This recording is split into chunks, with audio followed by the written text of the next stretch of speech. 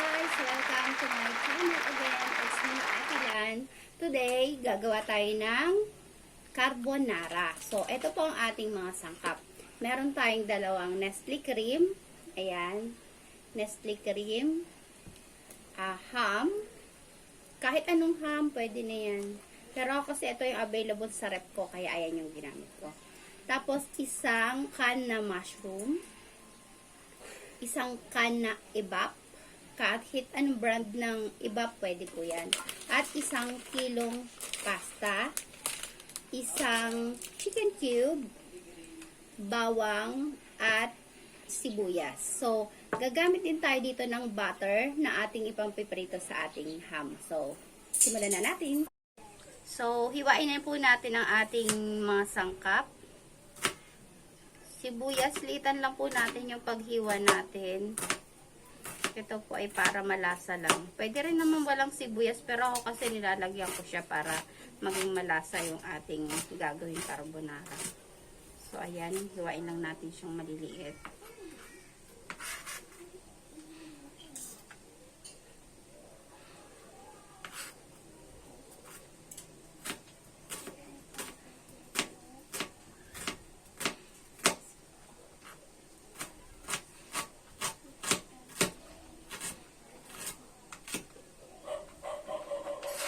Ganun din ang gawin natin sa bawang. Hiwain din natin siya ng maliliit.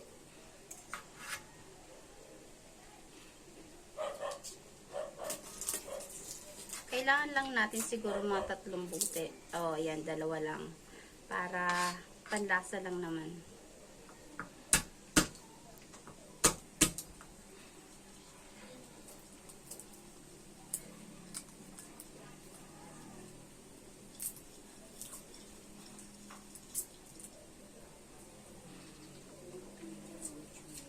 Lagay natin ating kalat dyan para hindi makalat.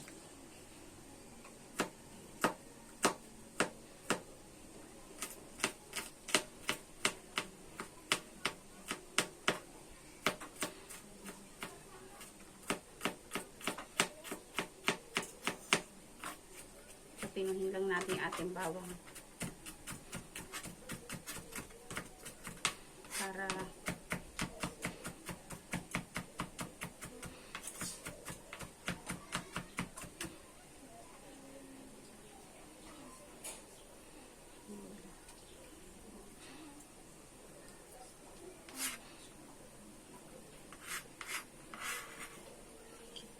tapos, maglalagay din tayo ng ating pantopping. So, ito na ating ham. Hindi natin siya lahat hihiwain, guys. Mag-iiwan tayo ng siguro mga 2 piraso para sa ating pantoppings. Ihiwain natin siya ng maliliit. Para mamaya, budbud na lang tayo.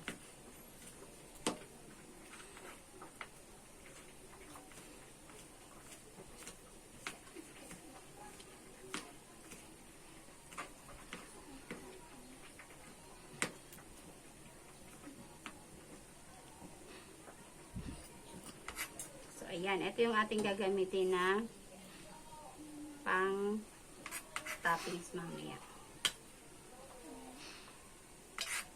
Tapos ito namang natira, hihiwain natin siya ng medyo malaki kasi atin siyang pansasahog. So, ayan. Mas malaki.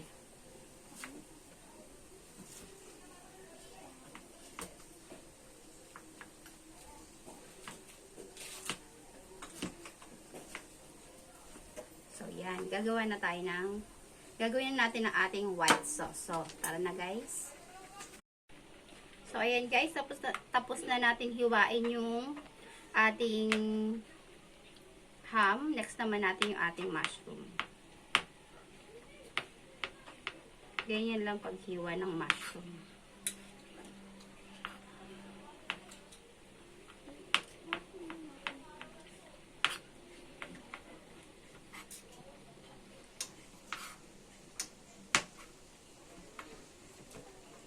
Madali lang siya hiwain, mas malambot siya.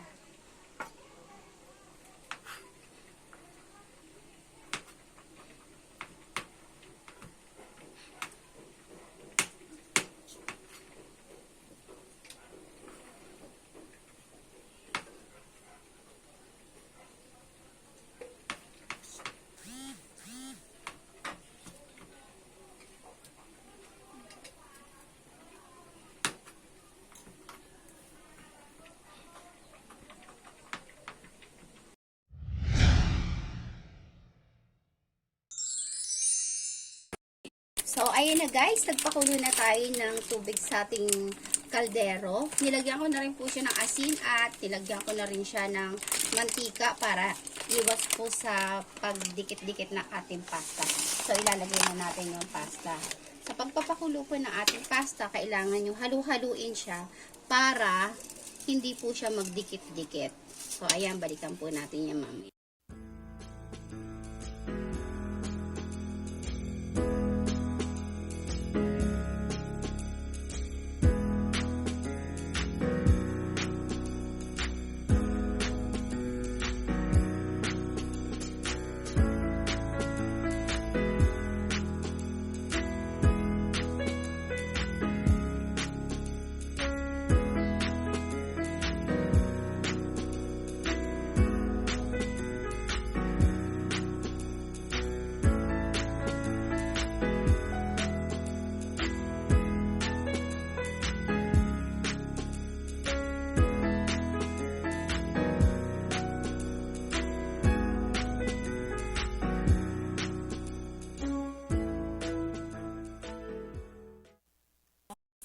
So, ito na guys, luto na yung ating pang toppings.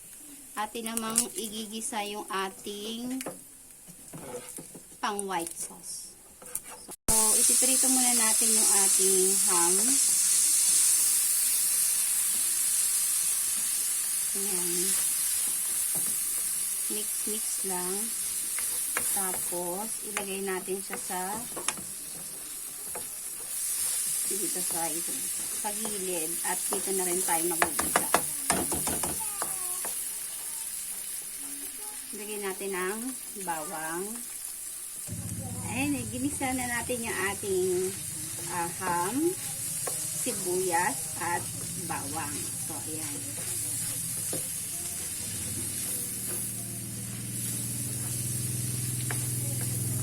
Mix lang. Hanggang makita nyo yung sibuyas na parang nalanta na siya. Yan, ready na natin ilagay yung ating mushroom. Yan, lagay na natin siya. Mix lang. Kasi ito pa mushroom pa pala.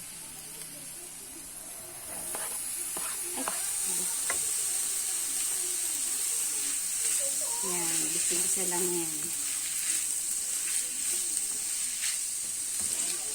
Next, add na natin yung ating Nestle cream.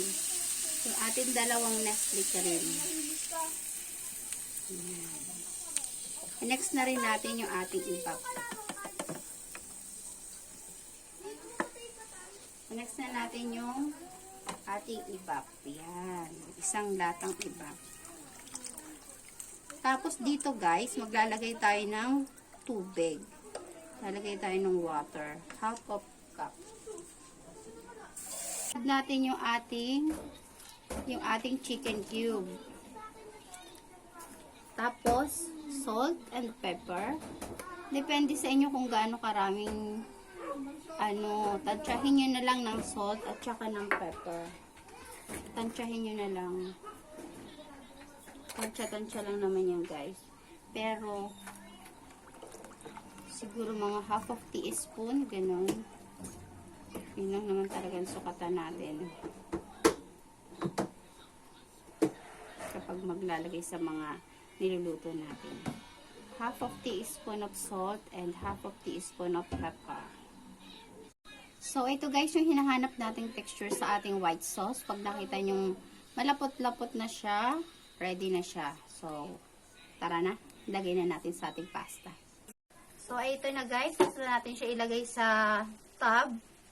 At ilalagyan na naman natin siya ng toppings. Oo, ang ganda niya tingnan. So, diba? Nakaka-attract. Ang ganda. So, napakadali niya pong gawin kung kayo nag-aaral magluto. Napakadali niya pong sundan. Try nyo guys. Tsaka na magugustuhan ng mga anak nyo to. At kung paninda nyo naman, sigurado ako magugustuhan ng mga buyer nyo to. Talagang masarap po siya guys. Ayan. So, ayun na guys. Tapos na tayo magluto ng ngayon time na. So, nakagawa si Ate Lan ng 8 tub na 500 ml microwavable tub. At meron din akong pasobra dito para sa aking mga anak naman. So, salamat po sa panonood and paki-like po and subscribe sa channel ni Ate Lan. God bless everyone. Bye-bye!